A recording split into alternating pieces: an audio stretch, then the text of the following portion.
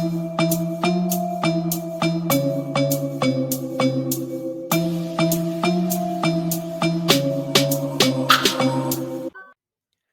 वालेकुम स्टूडेंट्स, उम्मीद है आप ठीक होंगे। हमारा आज का टॉपिक है कंजंक्शंस एंड इट्स काइंड्स। हमने लास्ट लेक्चर में इसका पार्ट 1 देखा था। आज हम इसके पार्ट 2 के हवाले से डिस्कशन करेंगे।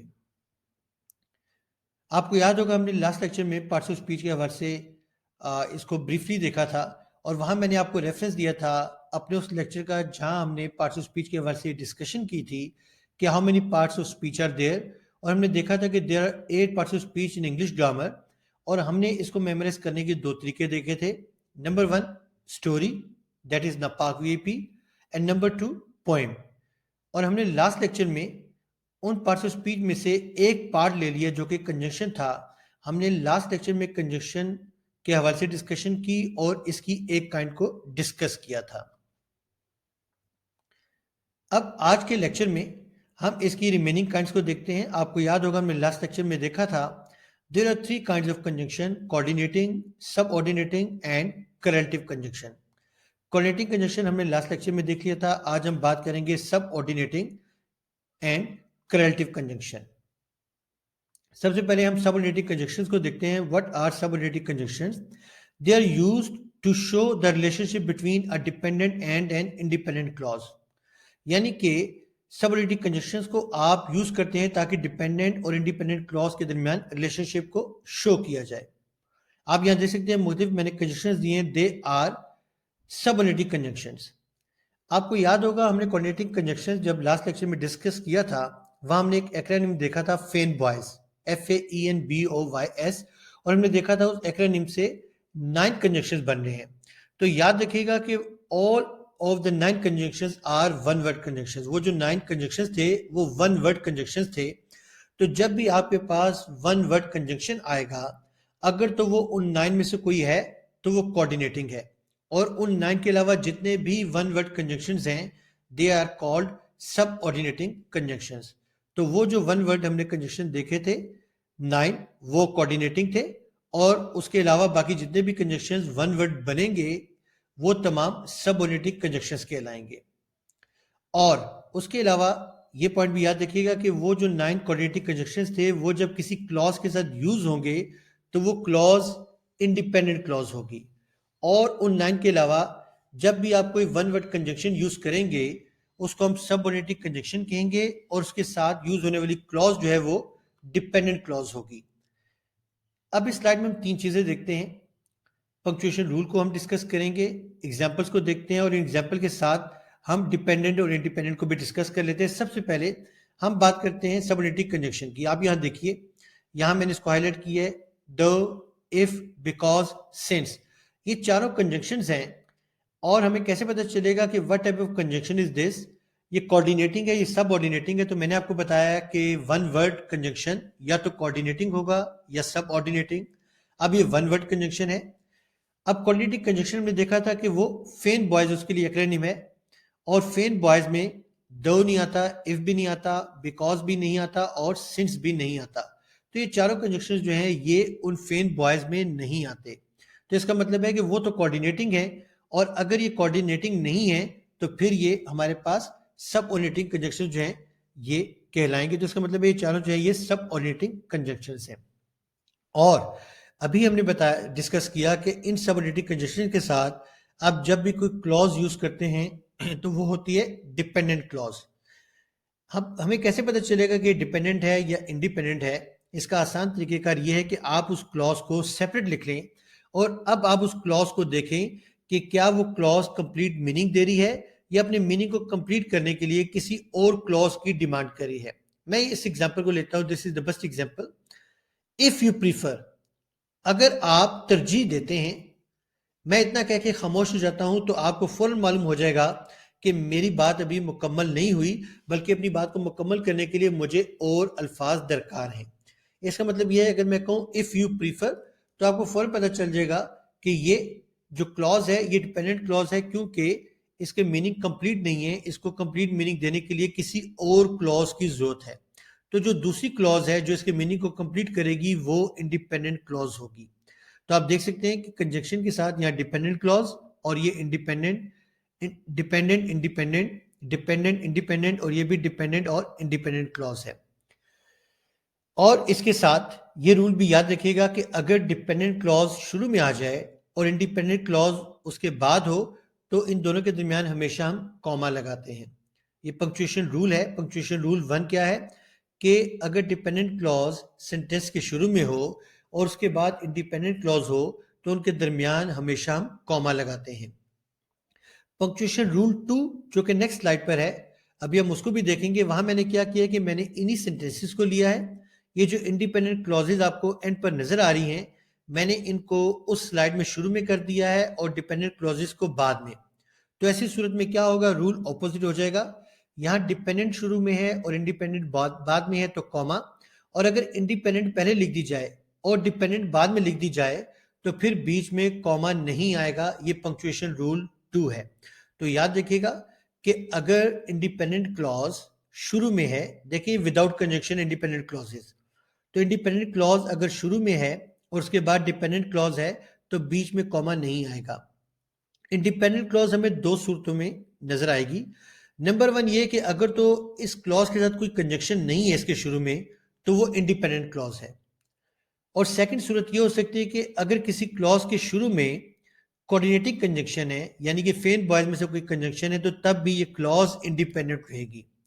उसके अलावा हर सूरत में क्लॉज के साथ आप कोई भी कंजक्शन लगाएंगे तो वो डिपेंडेंट क्लॉज बन जाएगी। तो ये जो सबऑर्डिनेटिंग कंजक्शन है ये इस क्लॉज का हिस्सा होता है। अगर आपको कहा जाए कि आप सबऑर्डिनेटिंग क्लॉज जो है उसको अंडरलाइन कीजिए, या फिर आपको कहा जा सकता है कि डिपेंडेंट क्लॉज को अंडरलाइन कीजिए, तो आपने कंजक्शन से स्टार्ट करना है और क्लॉज तक लेकर जाना है, यानी कि दो से लेकर डेंजर तक, इफ से लेकर प्रीफर तक, बिकॉज से रेनिंग एंड सिंस से लेकर जॉब तक। आप इसको अंडरलाइन करेंगे तो ये आपकी डिपेंडेंट क्लॉज होगी। अब इसके बाद हम मूव करते हैं करेलेटिव कंजक्शन की तरफ। कुछ स्टूडेंट्स इसको को रिलेटिव पढ़ते हैं और कुछ को रिलेटिव पढ़ते हैं, लेकिन दोनों प्रोनाउंसिएशंस रॉन्ग है। इसकी करेक्ट प्रोनाउंसिएशन है करेलेटिव, इसको हम करेलेटिव कंजक्शन पढ़ते हैं। अच्छा, करेलेटिव कंजक्शन जो है ये भी दो डिफरेंट फॉर्म्स में हमें मिलता है। हम पहली फॉर्म डिस्कस करते हैं, that is in pair. Correlative conjunction pair form में अभी हम देखते हैं। आप देख सकते हैं कि ये पेयर फॉर्म में जब कंजक्शन मिलेगा तो ये करेलेटिव कंजक्शन की एग्जांपल होगी। Both and, not only but also, इसी तरह ये तमाम जो है ये कंजक्शन ये पेयर फॉर्म में है। अब मैंने इन पेयर फॉर्म की डिवीजन कर दी है, इन चार को अलग रखा है और इनके अलावा बाकी जितने भी पेयर्स हैं वो तमाम अलग हैं, यहाँ एक्सेट्रा और ये तमाम पेयर्स। इनमें और इनमें फर्क क्या है, याद रखिएगा कि ये जो चार पेयर्स हैं इनमें से जब भी हम कोई पेयर यूज करते हैं और उसके साथ जो क्लॉज अगर हम लगाते हैं तो वो क्लॉज हमेशा इंडिपेंडेंट क्लॉज होगी। लेकिन अगर इन चार पेयर्स के अलावा आप कोई और पेयर यूज करते हैं तो उसके साथ जो क्लॉज यूज होगी वो डिपेंडेंट क्लॉज होगी। तो याद रखिएगा कि ये जो चार आपके सामने पेयर नजर आ रहे हैं करेलेटिव कंजक्शन के, इनके साथ जब भी कोई क्लॉज यूज होगी तो वो इंडिपेंडेंट क्लॉज होगी, और इन चार के अलावा जब भी आप पेयर फॉर्म में कंजक्शन यूज करेंगे तो उसके साथ जो क्लॉज होगी वो डिपेंडेंट क्लॉज होगी। तो ये तो हो गया पेयर फॉर्म करेलेटिव कंजक्शन का। अब करेलेटिव कंजक्शन की हम सेकंड फॉर्म देखते हैं, that is a compound form. Compound क्या होता है, एक से ज्यादा, यानी कि जब एक से ज्यादा वर्ड्स हों, आप यहां देख सकते हैं एक से ज्यादा वर्ड्स, यहां दो हैं यहाँ तीन है, इसी तरह दो या तीन, इसी तरह दो या तीन हो सकते हैं। तो जब एक से ज्यादा वर्ड्स यूज हों और वो एज अ कंजक्शन काम करें, यानी कि दो मुख्तलिफ क्लॉजेस को मिलाएं, तो ऐसी सूरत में हम उस फ्रेज को कंपाउंड फॉर्म कहेंगे ऑफ करेलेटिव कंजक्शन, यानी कि करेलेटिव कंजक्शन हमें कंपाउंड फॉर्म में भी मिलता है और पेयर फॉर्म में भी मिलता है। तो ये पेयर फॉर्म है और ये कंपाउंड फॉर्म है। अब यहाँ ये हो सकता है कि आपके ज़हन में सवाल आए कि भाई यहाँ भी तो लेट्स सपोज हम इसकी बात करते हैं सच दैट, यहाँ ये दो वर्ड्स है और यहाँ भी ये दो वर्ड्स हैं, तो हम इसको क्यों नहीं फ्रेज कह सकते। मैं इसके लिए फ्रेज का वर्ड यूज कर रहा हूँ, इसके लिए कंपाउंड का वर्ड यूज कर रहा हूँ, लेकिन यहाँ मैं कह रहा हूँ कि ये फ्रेज नहीं है और यहाँ मैं कह रहा हूँ ये कंपाउंड भी नहीं है बल्कि पेयर है। तो फर्क क्या है, देखिए फर्क बहुत आसान है। जब मैं यूज करता हूँ टर्म पेयर, तो इसका मतलब ये कि एक सेंटेंस में अगर आप इसको यूज करेंगे एज अ कंजक्शन तो उसके साथ ये लाजमी आएगा, और इन दोनों वर्ड्स के दरमियान या तो आप कोई वर्ड लिखेंगे या ग्रुप ऑफ वर्ड्स, तब ये पेयर कहलाएगा। जैसे मैं इसी की एग्जांपल ले लेता हूँ सच दैट की। मैं इसके लिए एक एग्जांपल देता हूँ आपको। फॉर एग्जांपल मैं ये एग्जांपल दे देता हूँ, this issue was of such importance. Importance देखिए, मैं सच के बाद लगा रहा हूँ डेट से पहले, मैं रिपीट करता हूँ, this issue was of such importance that we could not afford to ignore it. Such importance that, तो इसका मतलब ये है कि अगर इन दो, ये जो कंजक्शन मैंने यूज किया पेयर फॉर्म में, अगर इसके दरमियान में एक वर्ड आ जाए या ग्रुप ऑफ वर्ड्स आ जाएं तो ये पूरा पेयर कहलाएगा। लेकिन अगर यहां मैंने यूज किया है इसके दरमियान कोई वर्ड नहीं आता बल्कि इससे पहले या इसके बाद लगाया जाता है, तो ऐसी सूरत में ये कंपाउंड कहलाएगा। हम कंपाउंड की एग्जांपल देखते हैं। For example, the damage was such that it would cost thousands a repair. The damage was such that, अब यहां देखिए मैंने लिखा है the damage was such that it would, तो सच और डैट के बीच में मैं कोई वर्ड नहीं लगाया, ना ही कोई ग्रुप ऑफ वर्ड्स लगा। तो जब इन दोनों के दरमियान कोई वर्ड या ग्रुप ऑफ वर्ड आएगा तो इसको हम पेयर कहेंगे, और जब इसके दरमियान में कोई वर्ड या ग्रुप ऑफ वर्ड पॉसिबल नहीं है तो ऐसी सूरत में ये आपके कंपाउंड फॉर्म कहलाएगा। तो कंपाउंड फॉर्म और पेयर फॉर्म में ये फर्क है। तो यहाँ स्लाइड में मैंने आपको बताया है कलेक्टिव कंजक्शन के दो different functions. Number one used in pair, number two compound form. Used in pair में हमने देखा दो कैटेगरीज की, जो 4 आपके सामने पेयर नजर आ रहे हैं, इनमें से कोई भी जब आप पेयर यूज करेंगे in a sentence as a conjunction, तो इनके साथ हमेशा जो क्लॉजेज होंगी वो इंडिपेंडेंट होंगी। और इन 4 पेयर के अलावा आप जब भी कोई पेयर यूज करेंगे तो उसके साथ जो क्लॉज होगी वो डिपेंडेंट होगी। और कंपाउंड फॉर्म में जब भी आप रिलेटिव कंजंक्शन यूज करते हैं तो ये हमेशा डिपेंडेंट क्लॉज को इंट्रोड्यूस करवाते हैं। यानी कि आप यूं समझ लें कि ये सब ऑडिटिक कंजंक्शंस होते हैं, क्योंकि ये अपने बाद में आने वाली क्लॉज को डिपेंडेंट बना देते हैं। तो रिलेटिव कंजंक्शन दो फॉर्म में होते हैं, number one used in pair, number two in compound form. हम इसकी कुछ एग्जांपल देखते हैं। अभी सबसे पहले हम इस कमिंग स्लाइड पर बात करते हैं पेयर फॉर्म के हवाले से, कि अगर हम इसको पेयर फॉर्म में यूज करें तो उसको कैसे यूज करते हैं। आप यहां देख सकते हैं कि मैंने वही फर्स्ट जो कैटेगरी है पेयर फॉर्म उसी को लिया है। यानी कि ये वो पेयर फॉर्म्स हैं कि जिनके साथ आप जब क्लॉज यूज करते हैं तो वो क्लॉज हमेशा इंडिपेंडेंट होती है। तो ये चारों जो सेंटेंसेस हैं इनमें इंडिपेंडेंट क्लॉजेज यूज हुई हैं। और हमने इसको पेयर क्यों कहा आप देख सकते हैं, जैसे मैंने लास्ट स्लाइड में बताया था, पेयर इसलिए हमने इसको कहा क्योंकि इन दो के दरमियान हमेशा या तो एक वर्ड होगा या ग्रुप ऑफ वर्ड्स होगा, तो तभी ये पेयर फॉर्म कहलाएगी ऑफ करेंटिव कंजक्शन। तो यहां आप देख सकते हैं कि मैंने 4 डिफरेंट पेयर्स यूज किए और इनके दरमियान मैंने जो वर्ड्स है ये ग्रुप ऑफ वर्ड्स उनको यूज किया। और ये चारों वो कैटेगरी हैं कि अगर इनके साथ आप कोई क्लॉज यूज करते हैं तो वो इंडिपेंडेंट क्लॉज है। और इन 4 के अलावा अगर आप कोई भी पेयर यूज करते हैं कंजक्शन का तो उसके साथ यूज होने वाली क्लॉज हमेशा डिपेंडेंट क्लॉज होगी। अब इस स्लाइड पर हम इसकी कंपाउंड फॉर्म को देखते हैं कि मैंने आपको बताया था कि कंपाउंड फॉर्म क्या होता है, कि कंपाउंड फॉर्म जब भी यूज होगा तो उसके साथ जो क्लॉज है वो डिपेंडेंट होगी। आप यहां देखें शुरू में मैंने जो क्लॉजेज लिखी हैं इनके साथ कोई कंजंक्शन नहीं है, इसका मतलब है कि ये तो इंडिपेंडेंट क्लॉजेज हो गई। अब हम आते हैं यहां कंपाउंड फॉर्म, ये भी कंपाउंड फॉर्म है। कंपाउंड और कंपाउंड मैंने आपको बताया कंपाउंड और पेयर में डिफरेंस, कि कंपाउंड फॉर्म में बीच में कोई वर्ड आप यूज नहीं कर सकते, या तो इससे पहले या इसके बाद। और कंपाउंड फॉर्म जब भी यूज होगी कंजक्शन की तो इसके बाद वाली जो क्लॉज है वो डिपेंडेंट होगी। तो अगर आपको इस सेंटेंस में कहा जाए डिपेंडेंट क्लॉज को आपने अंडरलाइन करना है तो याद रखिएगा कि डिपेंडेंट क्लॉज हमेशा कंजक्शन से स्टार्ट होती है। तो as soon as he open the window, यहां से लेकर यहां तक ये पूरी डिपेंडेंट क्लॉज है। यहां भी आप कंजक्शन से स्टार्ट करेंगे, प्रोवाइडेड से लेकर हार्ड तक डिपेंडेंट क्लॉज है, सो से लेकर लिव तक डिपेंडेंट क्लॉज है, एज से लेकर मैट तक डिपेंडेंट क्लॉज है। तो अगर आपको कहा जाए डिपेंडेंट क्लॉज को अंडरलाइन करें तो याद रखिएगा dependent clause always starts with a conjunction. और अगर आपको कहा जाए इंडिपेंडेंट क्लॉज स्टार्ट करें, इंडिपेंडेंट क्लॉज को अंडरलाइन करें, तो इंडिपेंडेंट क्लॉज हमें दो फॉर्म में मिलती है। नंबर वन विदाउट कंजंक्शन आप देख सकते हैं, and number two with conjunction, यानी कि कोऑर्डिनेटिंग कंजंक्शन आपके यूज हो सकते हैं। तो याद रखिएगा जब आप कोऑर्डिनेटिंग कंजंक्शन यूज करते हैं क्लॉज के साथ, और अगर आपको कहा जाए इंडिपेंडेंट क्लॉज को आप अंडरलाइन करें, तो जो कंजंक्शन है वो क्लॉज का हिस्सा नहीं होगा। क्लॉज क्लॉज के सिर्फ आपने क्लॉज को अंडरलाइन करना है, और इंडिपेंडेंट क्लॉज में आपने कंजंक्शन को अंडरलाइन नहीं करना होता, क्योंकि उस कंजंक्शन को हम उस क्लॉज का हिस्सा आमतौर पे नहीं समझते, इसलिए आपने उस कंजंक्शन को अंडरलाइन नहीं करना।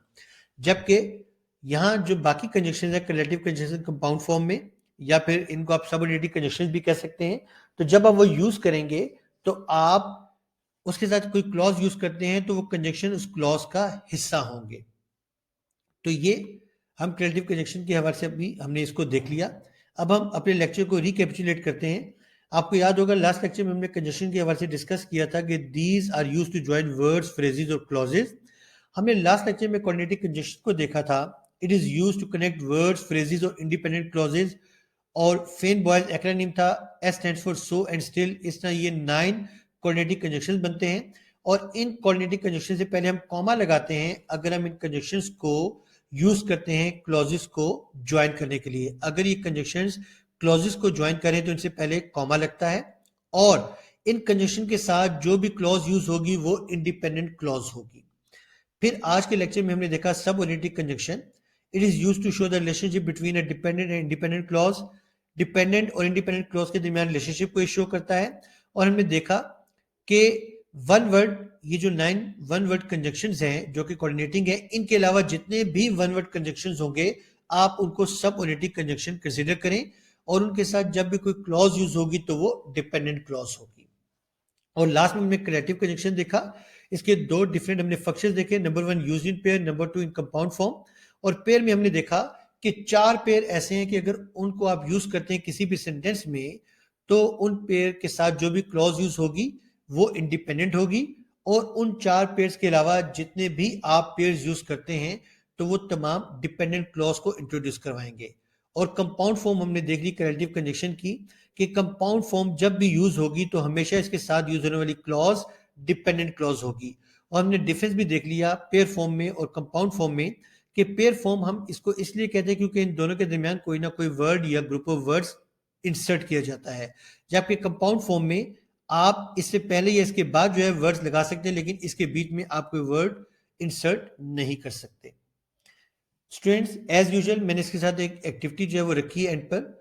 इस एक्टिविटी में आपने करना क्या है कि आपने इन सेंटेंसेस में से जो कंजंक्शंस हैं उनको आइडेंटिफाई करना है, और उसका तरीकेकार क्या है कि आप 3 कॉलम्स बना लें।